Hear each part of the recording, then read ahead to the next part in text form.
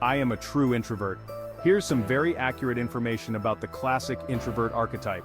If you have your heart set on being friends with, dating, or marrying a true introvert, this information is for you. Keep this letter close to you, read it often and refer to it as needed. It could save your heart, your introvert. The introvert is more likely to choose solitude over socializing.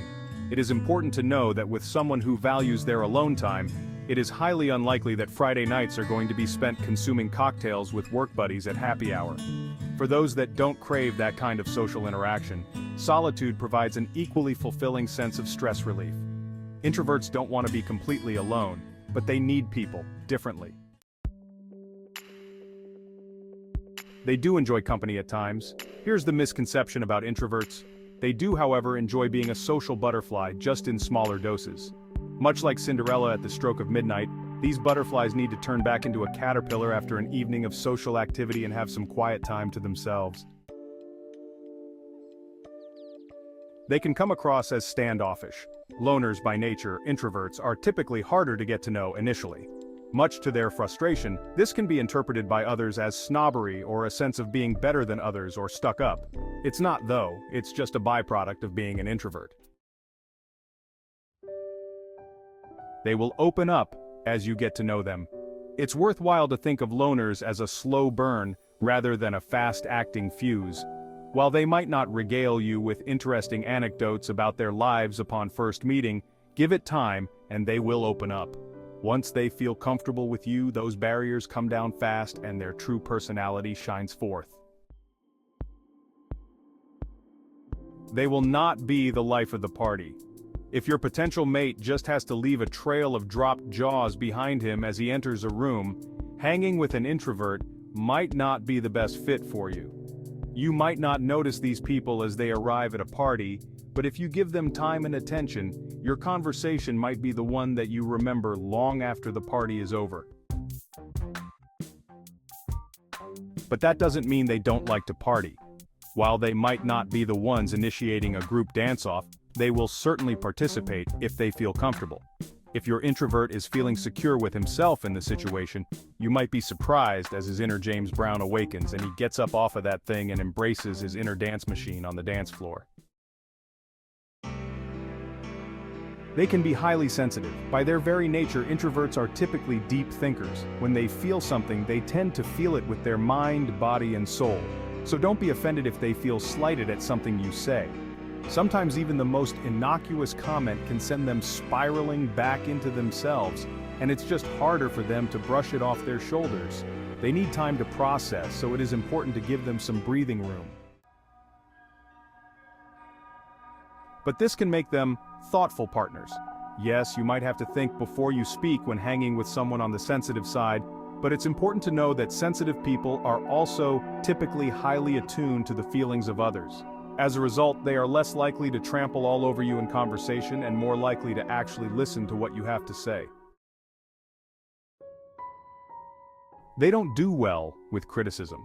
Being so in tune with their feelings, criticism can often be a highly inflammatory source of tension.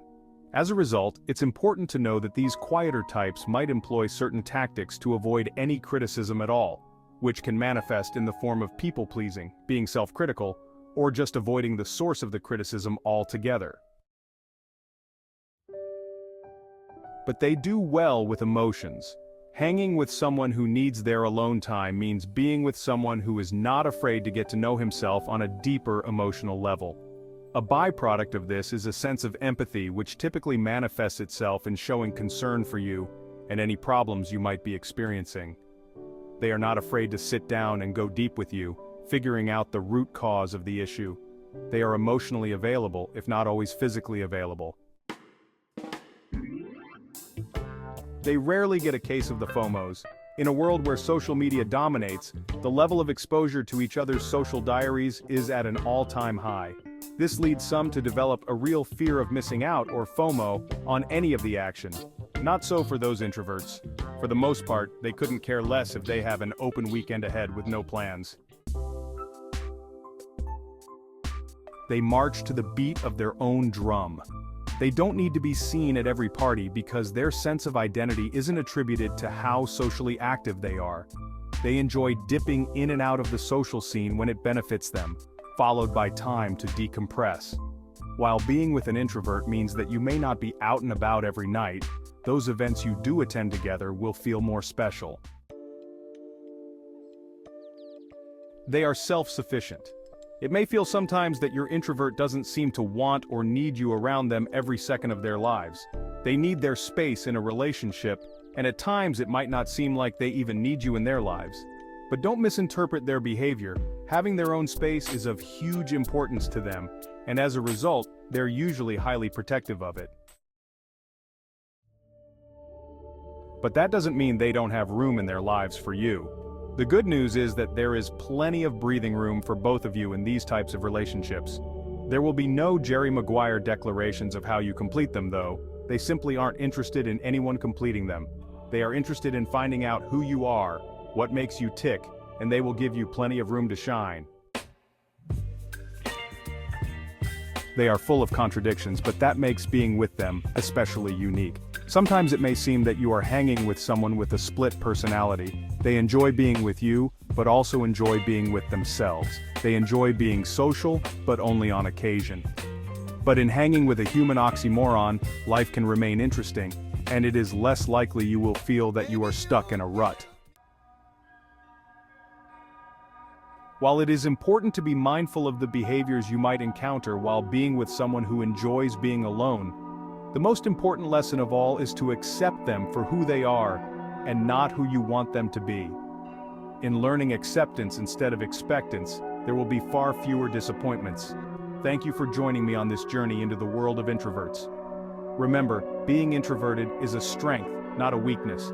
Let's continue to support and uplift each other in our shared experiences with introverts.